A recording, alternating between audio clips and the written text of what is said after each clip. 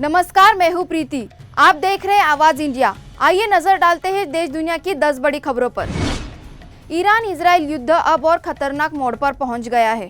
8 दिन से जारी संघर्ष में ईरानी सेना ने इजराइल के बीरशेबा अपार्टमेंट पर मिसाइलों की बौछार की। हमले के बाद इलाके में आग और धुआं फैल गया।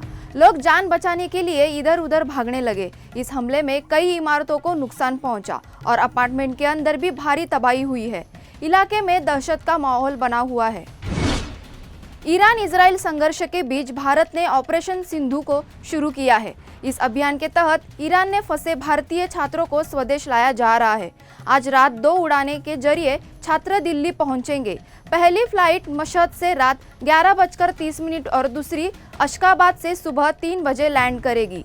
यह ऑपरेशन विदेश मंत्रालय और भारतीय दूतावासों के समन्वय से संचालित हो रहा है। भारत सरकार का लक्ष्य है कि संकटग्रस्त इलाकों से सभी भारतीयों को सुरक्षित निकाला जाए। प्रधानमंत्री नरेंद्र मोदी शनिवार को विशाखापत्तनम में 11वें अंतर्राष्ट्रीय योग दिवस पर नौसेना के जवानों के साथ योग किया।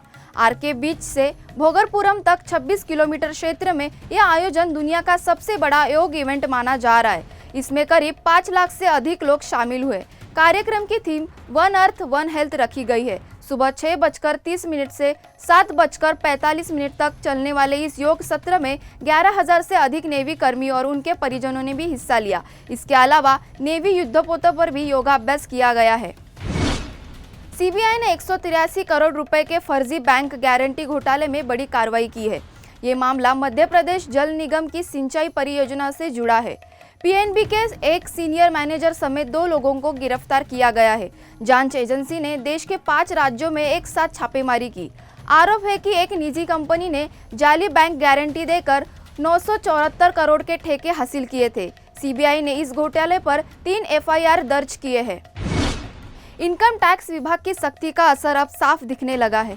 इस बार 2.31 लाख टैक्स पेयर्स ने अपनी विदेशी संपत्ति और इनकम का खुलासा किया है, जो पिछले साल से 45% ज़्यादा है। फाइनेंस मिनिस्ट्री के मुताबिक 29,000 करोड़ की विदेशी संपत्ति और 1,079 करोड़ की इनकम की घोषणा की गई है।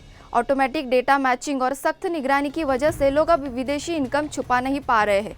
विभाग की ये कार्रवाई ब्लैक मनी पर लगाम कसने में मददगार साबित हो रही है।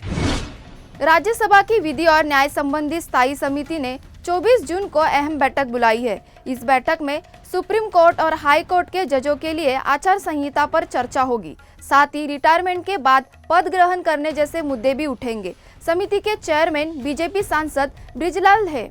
बैठक सुबह 11 बजे संसद भवन में होगी। यह पहल न्यायपालिका में पारदर्शिता और मर्यादा सुनिश्चित करने की दिशा में अहम मानी जा रही है। बिहार चुनाव से पहले कांग्रेस ने स्पेशल 24 के नाम से ओबीसी एडवाइजरी काउंसिल बनाई है। इसमें सिद्धारमैया, अशोक गहलोत, भूपेश बघेल जैसे वरिष्ठ नेताओं को शामिल किया गया है।